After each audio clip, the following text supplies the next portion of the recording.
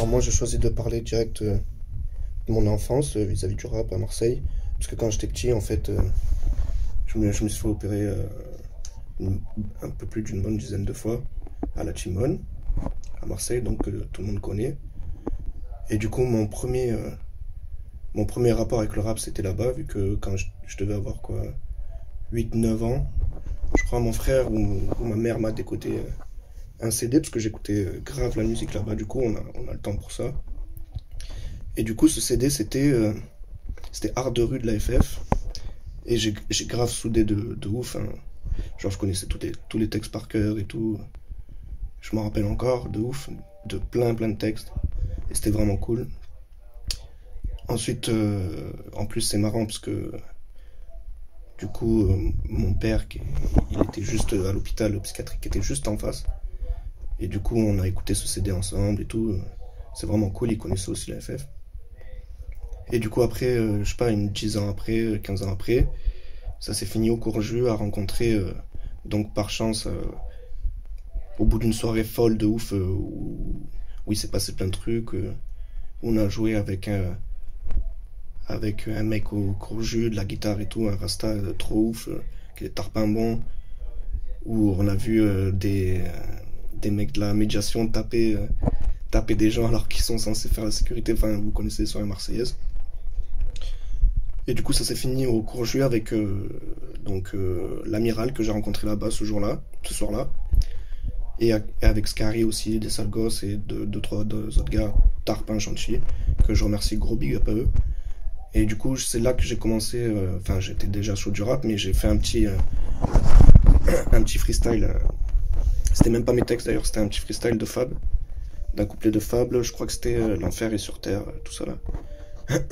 Et je lui ai fait dans l'oreille, je me rappelle, à l'amiral, et il a tarpin kiffé. Il m'a poussé à écrire mes propres sons et tout de ouf. Et voilà, depuis je me suis lancé, ça fait plaisir. Donc gros shout-out à eux, gros shout-out à Marseille. Ça fait vraiment plaisir, il y a plein de trucs. Ensuite j'ai fait un autre petit truc, 4 ans, enfin 6 ans après, j'ai fait ma première scène à Marseille. Et c'était grâce à Michael Atina et l'équipe de Courant Douce dont je faisais partie.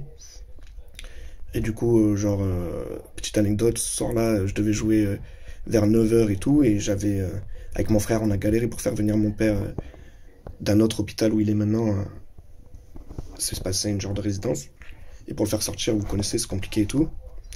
Et on avait réussi ce soir-là, je me rappelle, et quand on arrive au concert et tout, il y avait beaucoup d'artistes qui jouaient, heureusement et malheureusement pour moi, du coup.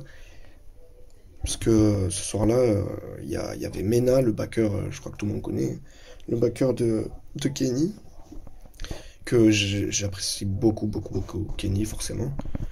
Et du coup, voyant pour la première fois ce backer-là et tout, j'étais en mode petit enfant. Et il m'a grave tiré la patte, quoi, pour que je le laisse jouer avant lui. Ouais, voilà. Pour que je le laisse jouer avant qu'il devait passer, quoi. Donc de 9 h de lui, il devait jouer à minuit, et moi je l'ai fait jouer à 9 h finalement, un truc dans le genre. Et finalement, j'ai même pas pu jouer devant mon père, donc qui a dû partir avant minuit, avant le truc, voilà. Et du coup, ça fait bizarre, mais bon, ça fait plaisir. Mais c'est marrant, c'est une anecdote un peu bizarre. Et sinon, on va finir sur un freestyle, Fiki freestyle. Big up à tous ceux qui sont passés aussi, le freestyle de Mystique, c'est un truc de ouf. Je sers la poésie, elle est trop ouf, bref. Ça fait, pour finir a cappella, ça fait, dans ce silence, résonne, crois-moi, toujours les mêmes voix, toujours les mêmes vagues, heurtant les mêmes parois, toujours cette érosion qui subit la montagne. Dans ce silence, torrent méandreux, invisible, dont les contours anguleux nous laissent entrevoir un façonnement voulu dérive dans ce silence qui, comme tout faciès, peut farder la joie autant que la colère, état léthargique face aux catatonies qui modèlent ça en paroles de guerre.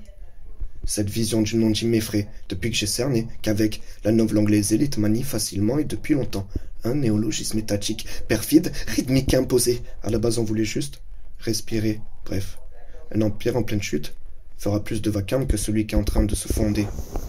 Avant de me mettre à divaguer, je vais lâcher la phrase de trop. J'aime quand le silence se brise, mais seulement une fois qu'on a mesuré ses mots. Voilà. Big up. et big up à tous.